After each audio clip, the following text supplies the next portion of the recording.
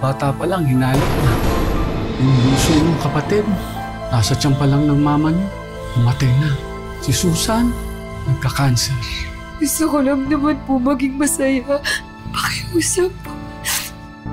Kapag ang isang tao raw ay may maraming bubog, ibig sabihin, marami siyang pinagdadaanan.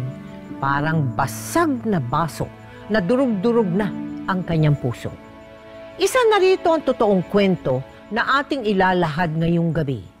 Isa siyang babae na dumaan sa tila walang katapusang pananamantala. Problema sa pamilya, sa kanyang asawa, at sa paghahanap ng hustisya para sa kanyang ama. Paano niya kaya malalagpasan ang lahat ng ito? Hahantong ba siya sa puntong sumuko na siya at pati ang Diyos ay kanya na rin sinisisi? Ang mga detalye ng masalimuot niyang pinagdaanan, sabay-sabay nating tunghayan dito sa aming episode na pinamagatang Reyna ng Bubog, The Marie Chris Mahibales Story.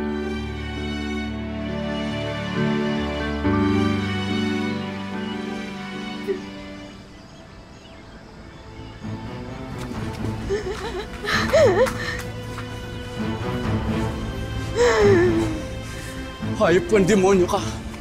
Baboy ka. Hinalay mo anak ko.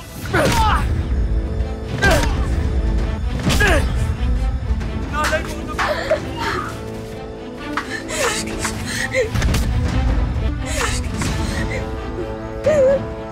Babayaran ang ginawa mo sa anak ko. Sisiguraduhin ko sa'yo, impyan na uling aantokan mo!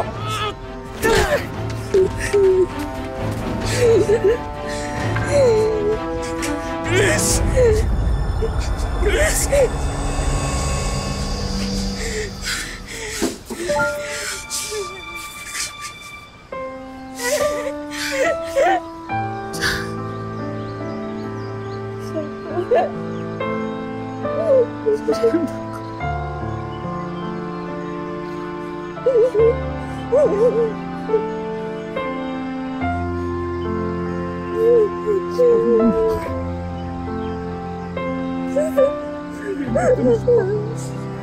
Nandito na si Papa.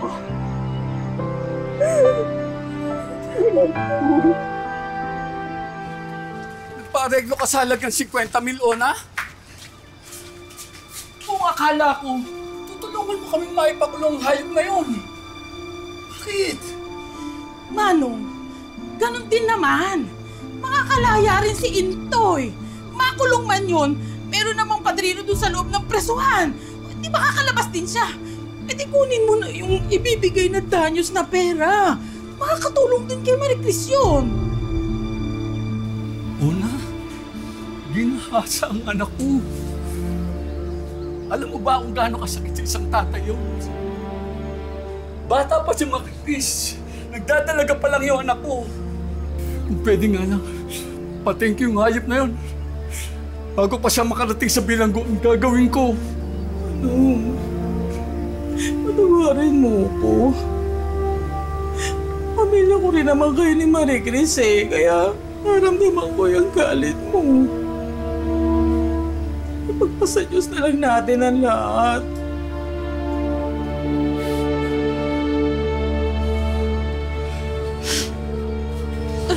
Diyos, may pinipili ang Diyos mo. Kung sino ang sasagipin. Kung sino ang tutulungan. Iyaan niyang himong kami ng manang selya mo. Tapos ngayon, nangyari ito kay Marie Chris. Bakit? Pinabayaan niya na kami, Una. Pinabayaan niya na kami.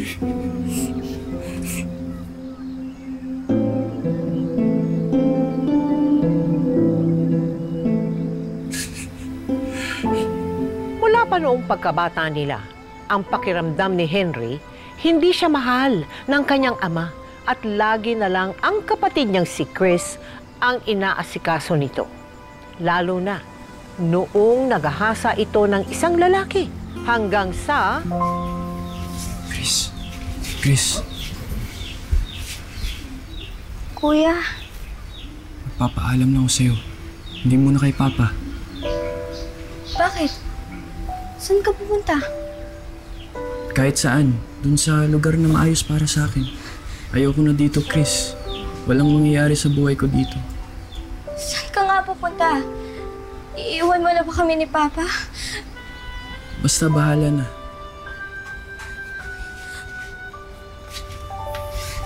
Chris, mag-ingat ka ha.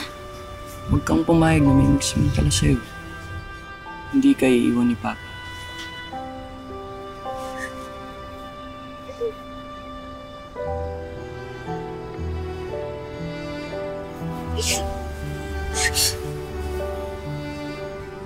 Kuya! Kuya Eric! Kuya! Kuya! Kuya! Kuya! Kuya! Kuya!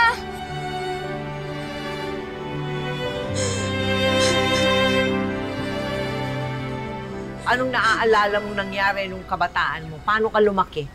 Nung 5 years old po ako, na dito po kami nanirahan sa Pandacan, Maynila.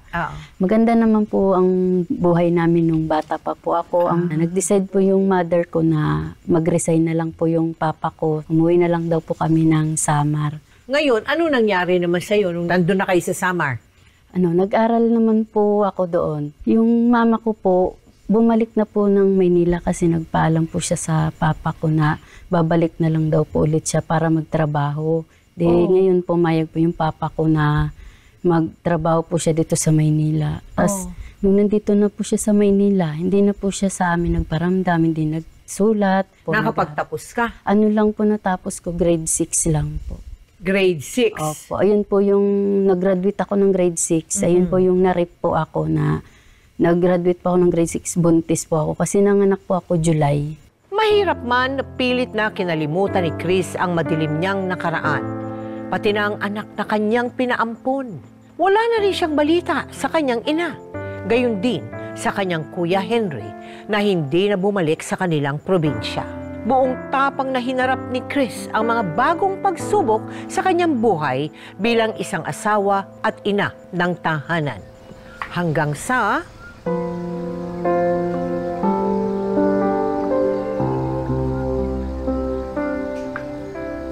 Ako, kailangan ko na naman yatang magpalit ng salamin. Mataas na naman yata yung grado ko eh. Yung grado ng mata ko. Papa, ito, kalabasa. Ang palinaw to ng mata. Tapos, magpa-check up ko dun sa optical sa bayan. Sagot ko na yung bago mong salamin. Huwag na. Dagdag gastos pa ako. Hoy, kumusta naman pala kayo ng asawa mo? Ayos lang, Papa. Kumikita naman. Sakto lang. Tak-patak. Eh, yung panganay mo, kumusta? Nagkakausap ba kayo?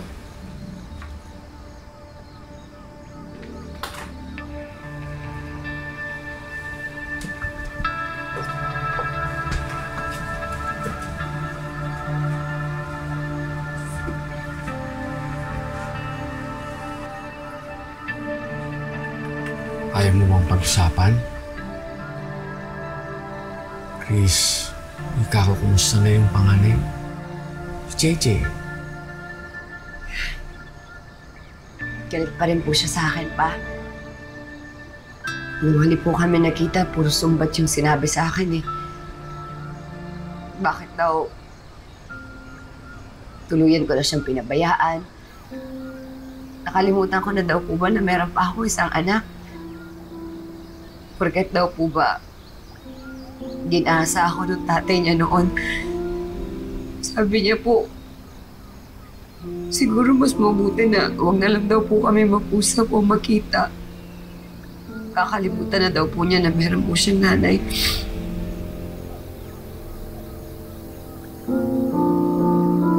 Naintindihan niya rin yun, anak, pagdating ng araw.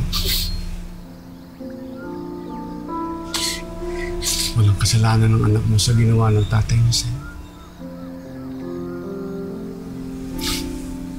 Pero pa, ang sakit-sakit lang po kasi Sa tuwing naalala ko po yung anak ko, naalala ko po yung paulit-ulit na kawalang hiya na ginawa sa akin ng tatay niya eh.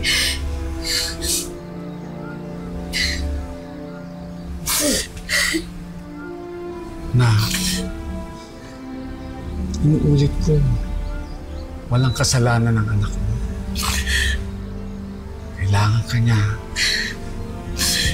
Kailangan niya ng pagmamahal.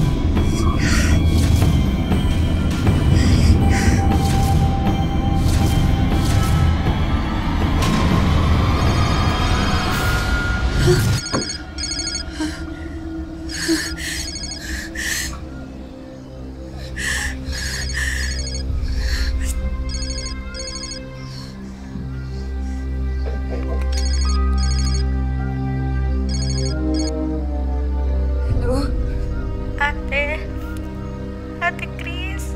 Susan? Susan? Ate, lumabas na yung findings sa bukol ko.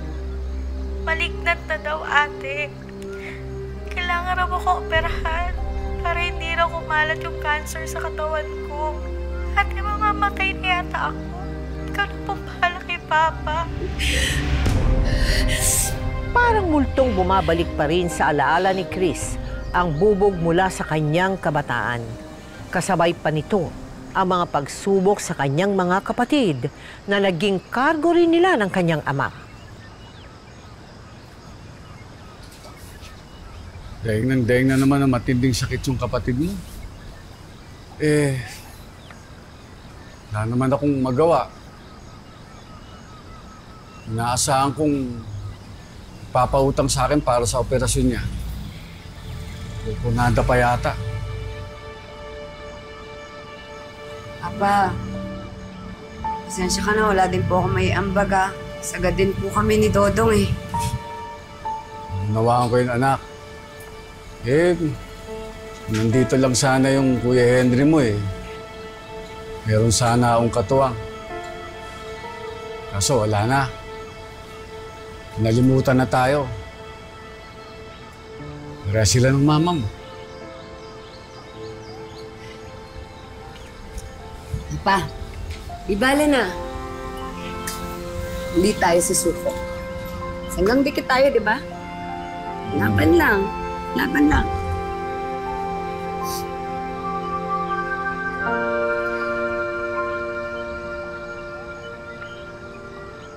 Papa?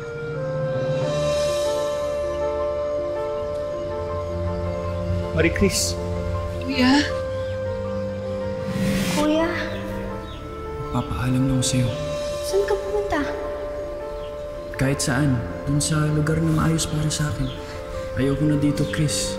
Walang mangyayari sa buhay ko dito. Kuya! Kuya! Kuya Henry! Please.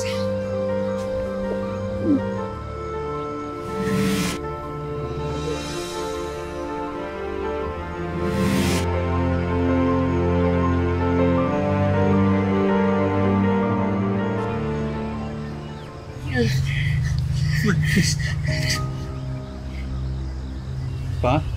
Pa? Pa? Pa, namiss ko na kayo, pa. Tawarin niyo na ako. Boy ka pa pala? Dahil mo hindi nagpakita.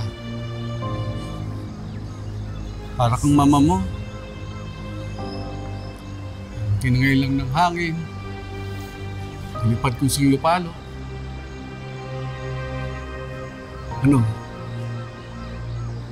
Mayaman ka na? Yayabangan mo lang ba kami?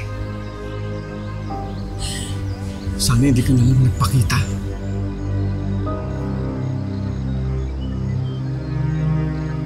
Kaya ako naglayas nung kasi. Kasi ano? Kasi inutil akong ama? Na walang naibigay sa inyo kahit kapirasong ginhawa? Kaya nagkawatak-watak tayo? Nalayo pati yung kapatid ng si Susan. Na ngayon, may sakit na cancer. Bakit? Bumalik ka na lang sa pinanggalingan mo. Bumalik ka doon, Henry. Kaya naman ako naglayas nung kasi. Kasi hinanap ko rin si Mama. Pero hindi ko siya nakita. Nabalita ako na lang kung may iba na siyang pamilya. Papa, kahit wala naman po si Mama, si Kuya dito, oh. Bumalik po siya. Binalikan po niya tayo. Papa, patawarin ko na si Kuya. Kailangan din natin yung isa't isa ngayon. Papa.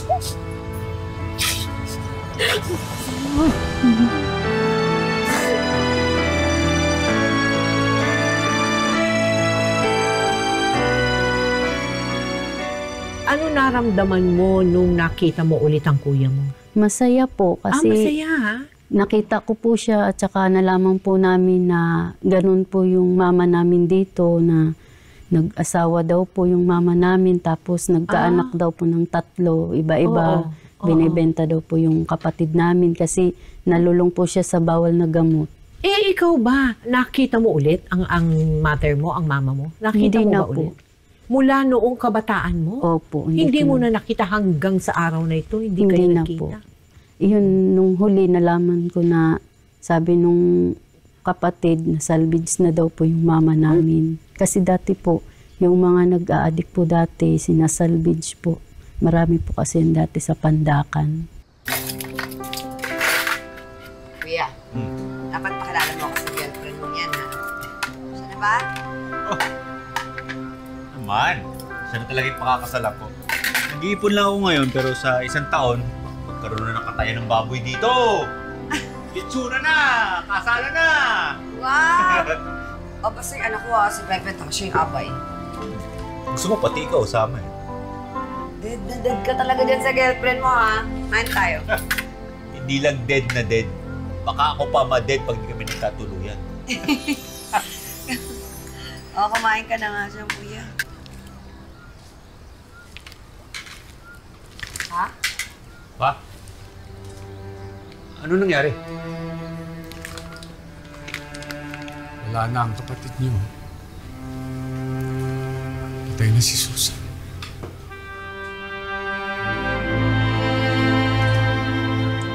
Matagal lumipas ang pangungulila at sakit ng pagkamatay ng nakababatang kapatid ni Chris. Sa kabila ng kanilang kahirapan at sunod-sunod na pagsubok, pilit pa rin niyang sinikap na manatiling buo ang sarili niyang pamilya. Hanggang sa... Dodong! Dodong, tama na! Tawan niyo ako! Tama! Daming hayop na yun eh! Ano ba? Ito ako! Wala daw ako kwentang asawa at ama. Wala na ba? Lagi ka nalang bang lasing? Wala ka ba talagang kahihiyan sa amin ng anak mo?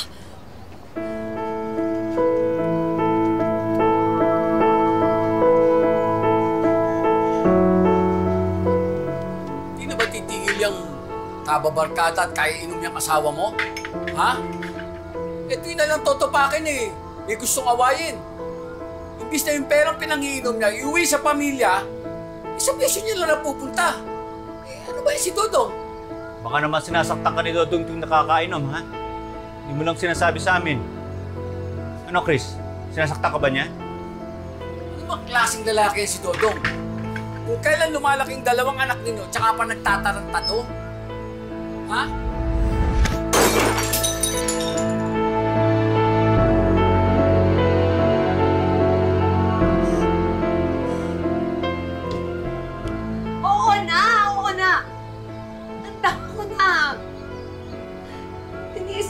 kasi siya yung ama ng mga anak ko eh. Kasi tinanggap niya ako ng buong buo nung wasak na wasak ako nung narip ako nung bata ako. Dahil si Dodong naging nangako sa akin na bibigyan niya ako ng magandang buhay.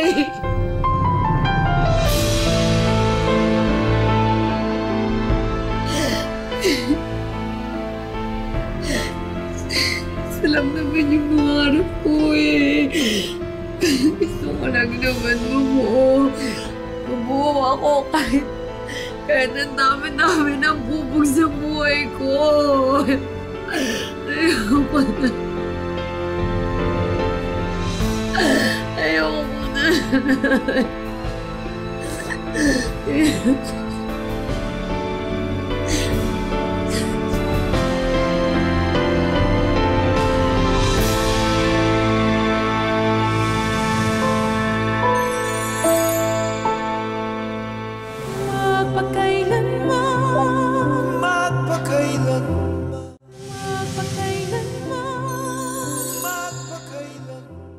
O mapunta tayo sa asawa mo. Kamusta ba siya bilang padre de pamilya? Nung una naman po, nung nakilala ko po siya, wala naman po siyang bisyo, hindi po siya umiinom, hindi po siya nagbabarkada.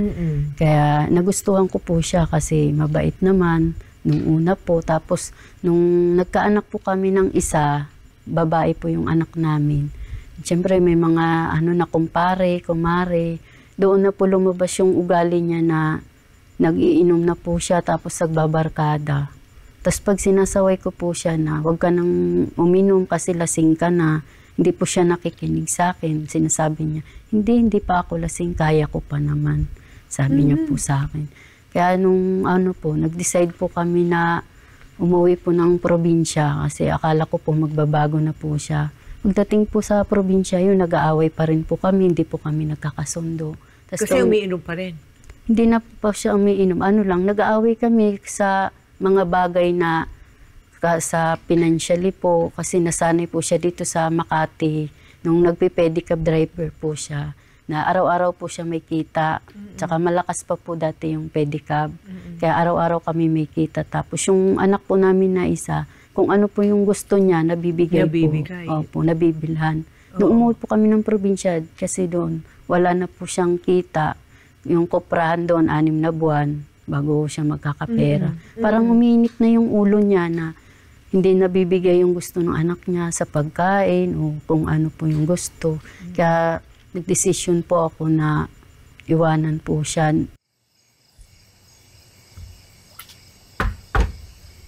Lele! Kuya! Mukhang naparami yung inom mo ah. Ba't ka napadaan? Sensya ka na. Ayoko muna umuwi. Papagalitan ako ni Papa. Halika.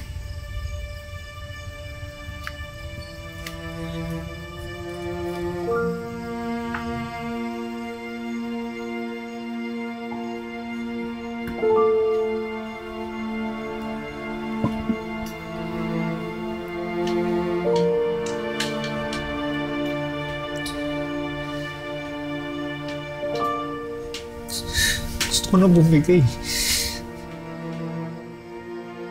Parang sasabog na ako. Hindi ko na kaya eh. Kuya, sandali. Ano bang problema mo? Hindi ko maintindihan eh. Wala ako ng help.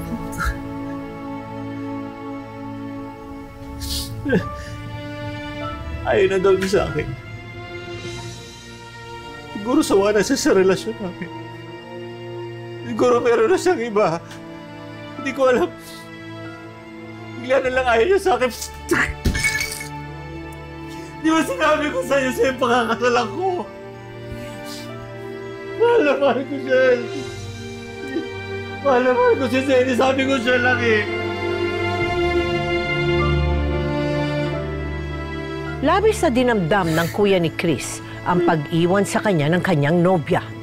Naging malulungkutin ito at dumaan sa matinding depresyon.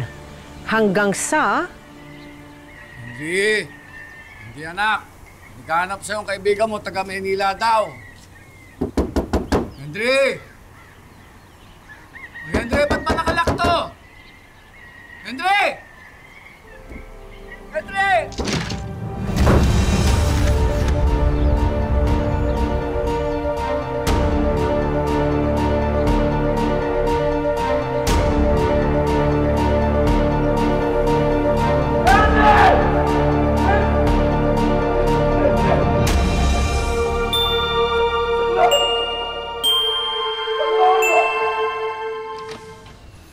Pa, paghandaan ko po kayo ng pagkain ha. Wala pa pong laman yung tiyan nyo eh. Kanina pa sa sementeryo.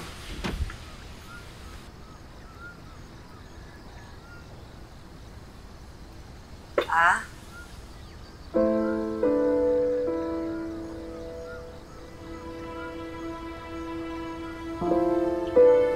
Maricris, anak. Sabihin mo nga sa akin, kung naging masama akong ama sa inyong magkakapatid. Ikaw, bata pa lang, hinalay na. Yung bunso ng kapatid, nasa tiyan pa lang ng mama niya, umatay na. Si Susan, nagka-cancer. Ngayon naman, ang Kuya Henry mo,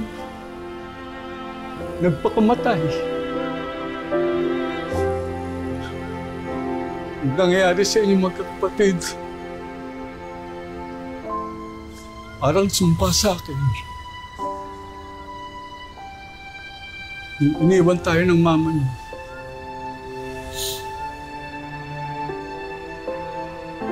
anong malaking naging kasalanan ko sa Diyos? Bakit nangyayari ito?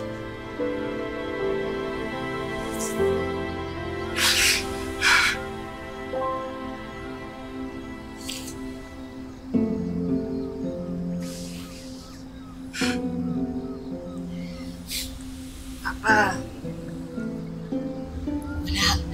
wala po kayong pagkukulang sa amin bilang ama. Nakita po namin lahat ng pagsusumikap niyo para sa amin. Siguro, yung kahirapan natin, yun po yung sumpa. Pero hindi po yun parusa. Hindi po yun galing sa Diyos.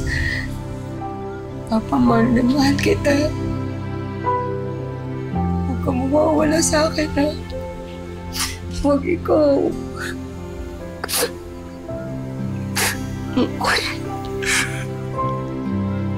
Sa kabila ng magkakasunod na trahedya na nangyari sa pamilya nila, sinikap ng mag-amang Arsing at Chris na pagaanin ang loob ng isa't isa. Umaasang darating din ang panahon na magiging tahimik at panatag na ang kanilang buhay. Hanggang sa... Kaya yan, ano ka ba? Sige. Hindi, sandali lang. Siyempre, may nag-iisipan din yan. Ginagamitin din ng isip yan. Lapit ka na maubos, oh. Sandali. Sige. Oh, ito. Ha? Wala na. Wala na. Talo ka na. Sigurado ka na? Oo naman. Ako. Oh. Wala. Winner! Winner! 2-0! Bakit ang galing mo sa dama ngayon? Ako lang nagturo sa inyo na. Ang sabi nga po nila, mas magaling talaga ang estudyante sa mga teacher. Yabang naman ito. O gusto mo pa, maglaro tayo ulit para makapalik ka. Sige, sige. Sige, Kim.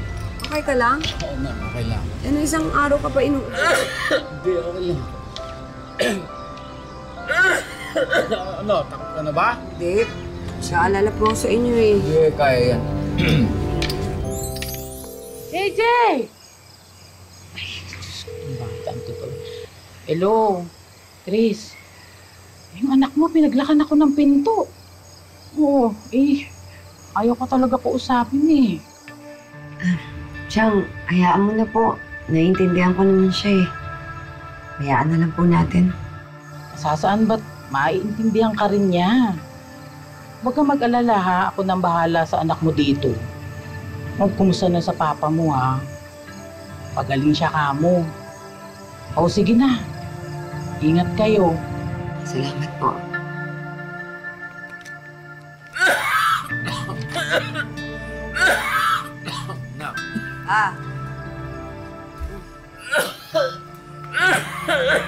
Sama naman ho ng ubo nyo. Hindi, ayos lang ito, Nak. Umupo muna kayo. Oh.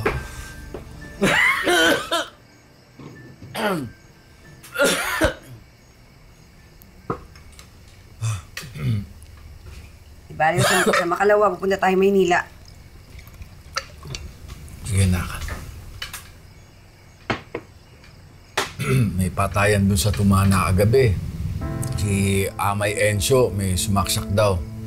Napakasungit naman talaga kasi nung matandang yun eh. May Encio, yun po ba yung napapabalit ng mangkukulam?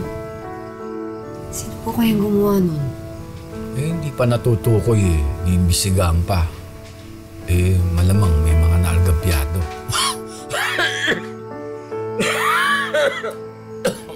Huwag ka na po magsalita.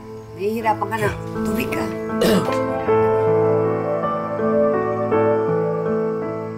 Ano naman na nangyari sa tatay mo? Ilang beses na daw po nagpagamot sa Samar, hindi daw po gumaling. Kaya sabi po nung kapatid niya, nandito po nakatira sa Kainta, na pumunta na lang daw po dito yung papa ko para dito na lang daw po nagpagamot. Kaya nung pumunta po dito yung papa ko, nagpa-laboratory po siya, tapos nagpa-x-ray. Tapos nung nagpa-laboratory na po siya, gumaling na po siya. Di na po namin siya pinauwi ng probinsya kasi nandito na po yung dalawa kong kapatid. Buhay pa po yung kapatid kong pang-tatlo at saka yung kuya ko. Kaya sabi po namin sa papa ko na wag na po siyang umuwi kasi nandito naman po kami. Kasi yung pangatlong kapatid ko may trabaho naman po. Nag-aalaga po ng bata. Tapos may bahay naman po ako sa Bagong Silang, nangungupahan po ako. Kaya kinuha ko na lang po yung papa ko nung gumaling po siya. Nasa iyo ang papa mo? Opo. Dumaan uli ang ilang taon na nanirahan muna sa Maynila sina Arsing, Chris at ang kanyang mga anak. Hindi nila inakala na sa kanilang pagbabalik sa probinsya ay may naghihintay na naman palang isang pagsubok. Babalik din po ako doon, Tay. Hintay ako ng mga anak ko eh. Ikaw, isa ka na lang dito. Amo na. Hindi rin naman talaga ako sanay dun sa Maynila eh. Nahanap-hanap ko pa rin yung sigoy ng hangin dito sa probinsya. Magtatrabaho na lang ako. Pwede ko naman bumalik dun sa planta eh. Papa, namimiss po kita. Yung mga apo mo, mamimiss ka din. Mamimiss ko rin naman.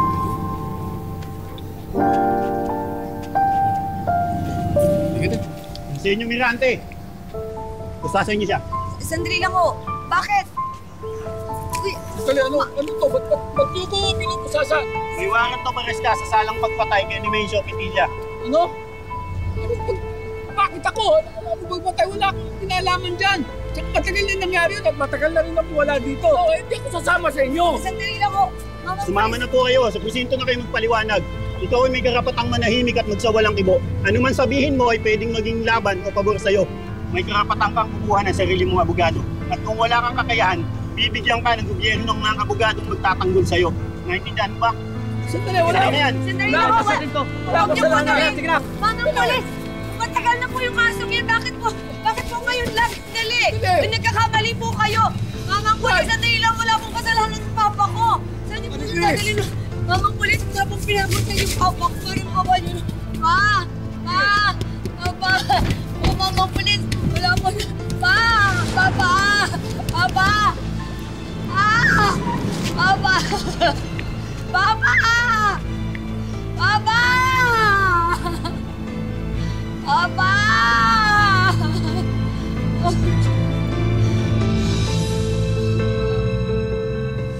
Mahal kong anak, napakahirap ng isa namang pagsubok na ito sa katatagan natin. Tama. Naging matatag na nga siguro tayo dahil pinatigas na rin ang panahon ng mga puso natin. nawala man silang lahat, anak, ipinagpapasalamat ko pa rin sa Diyos na andyan ka pa rin. Hindi mo ako pinababayaan habang naghihintay ako ng hustisya. Ikaw ang lakas ko, Marie Chris. Sabay pa rin tayong mananalig. Sanggang dikit tayo, di ba? Huwag mong pababayaan ang mga anak mo. Mahal na mahal ko kayo. Papa.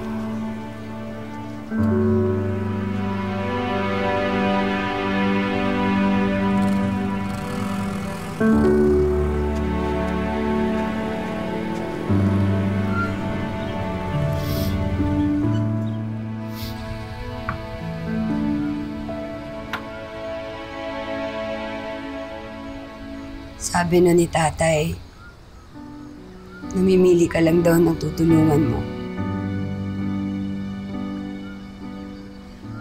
Dasal ako ng dasal sa'yo noon, pero hindi ka nakikinig. Ayaw mo ba talaga akong piliin? Gusto ko lang naman po maging masaya. Gusto kong mabuo ulit. Kung pwede niyo lang po sana alisin lahat ng bubog dito sa puso ko. Lord, kahit minsan lang, pakiusap.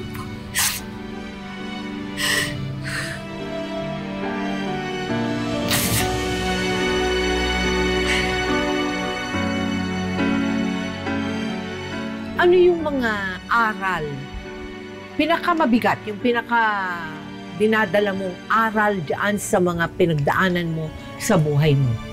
Ano po, na magpakatatag lang po at mag-pray lang po kay Lord. Kasi yung mga pinagdaanan ko po, siguro may plano po si Lord para po sa akin. Anong plano? Alam mo na ba kung anong plano? Yung katulad pong ganito na nagbabasakali po ako na magpakailanman, tapos sa wish ko lang na pinagdadasal ko po sa Panginoon na sana po mapili po ako sa kwento ng buhay ko para po yung papa ko matulungan ko po sa hinaharap po niyang pagsubok. Ang papa mo ang gusto mong matulungan. Ilang taon na ngayon ang papa mo? Magsi-69 na po sa November 21. Chris, maraming salamat ha. At sana ang mga televiewers natin ay natuto rin sa buhay mong napakasalimuot talaga naman. Pero tama ka, hindi dapat nawawala ng pag-asa. Habang may hininga, no? May pag-asa. Lalong-lalo na kung ikaw ay marunong manalangin sa Panginoon. Tama po. Sabi nga ng isang quotation, what does not kill you makes you stronger. Ibig sabihin po niyan, kahit ano pa ang dami at bigat ng problema mo, ng mga pagsubok na pinagdadaanan mo, kailangan manatili kang matatag at hindi ka magpapatinag. Sa halip na sisihin ang inyong kahirapan o ang ibang tao o di kaya ang Diyos. Gumawa ka ng mga paraan para lutasin ito at panatiling malakas ang iyong pananampalataya sa ating Panginoon. Ngayon, bukas at magpakailanman.